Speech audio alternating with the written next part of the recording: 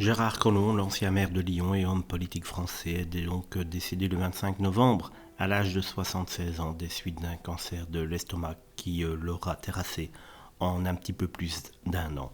Sa femme, Caroline Rouget, annonçait son décès via un communiqué transmis à l'AFP. Depuis septembre 2022, donc, Gérard Collomb luttait contre la maladie et avait été pris en charge par le service d'oncologie de l'hôpital de Lyon-Sud.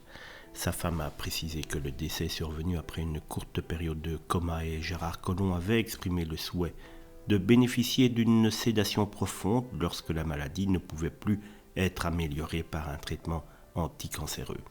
Les obsèques de l'ancien maire de Lyon ont eu lieu le 29 novembre à la cathédrale Saint-Jean dans le 5e arrondissement de Lyon. Les obsèques ont rassemblé des élus, des personnalités politiques, des membres du gouvernement ainsi que des personnalités sportives et artistiques.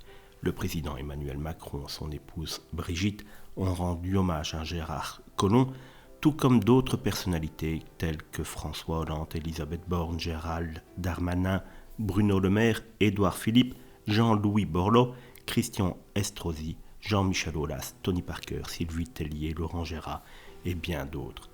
La dernière volonté de Gérard Collomb, qui souhaitait que la cathédrale Saint-Jean soit en grande partie réservée aux citoyens lyonnais, a donc été respectée. Le président Macron avait déjà exprimé ses adieux dans un communiqué saluant Gérard Collomb comme le digne successeur d'Édouard Herriot et soulignant le chagrin ressenti par les Lyonnais. Aujourd'hui, ils ont pu en tout cas apporter tout leur soutien à l'épouse de Gérard Collomb qui était visiblement très éprouvée par les derniers jours qu'elle vient de vivre.